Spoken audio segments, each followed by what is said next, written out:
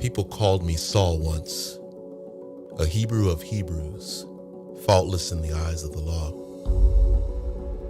But I watched the rebellion growing, and like a fire it spread. Claims of a Messiah and a resurrection, the Son of God they declared, and for that, I hunted them. My will was bent on destruction, but on the road to ruin, my world was torn apart. A voice called my name and the scales fell from my eyes. The fire that I sought to extinguish was now consuming and refining me. People called me Saul once, but that was another life, for I am a new creation. It is no longer I who live, but Christ who lives in me. And neither death nor life, not even the powers of hell, will separate me from the love of God that is in Christ Jesus.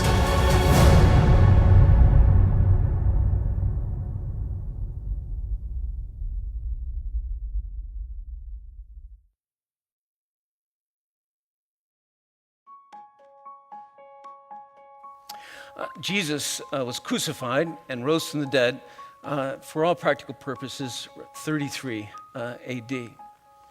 And then the church began, and then Antioch becomes the center of the movement, not Jerusalem. They were kicked out of Jerusalem.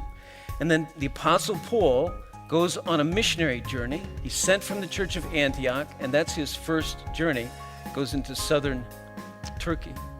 His second journey, he goes back and sees those churches, and then Paul starts his third journey. And on his third journey, he is raising support for the poor in Jerusalem. Goes back to the original churches, goes to Ephesus. He spends 2 years in Ephesus, and he writes a letter to the church at Corinth, 1 Corinthians. Then he goes back to Macedonia, which is the area that Philippi, Berea, and Thessalonica are in. He writes a second letter to the Corinthians from Philippi, that's 2 Corinthians. And then he travels down from Macedonia, travels back to Corinth, and then he stays a good while in Corinth. And while he's in Corinth, this is all about in Acts 20, he writes the letter to the church in Rome. And then he leaves Corinth, goes back to Macedonia, goes to Philippi again. This will be his last time in Philippi. Goes back to the coast and then to Jerusalem, where he's arrested.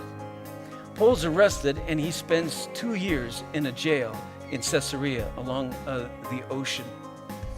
And then, because he's a Roman citizen, he appeals to the emperor.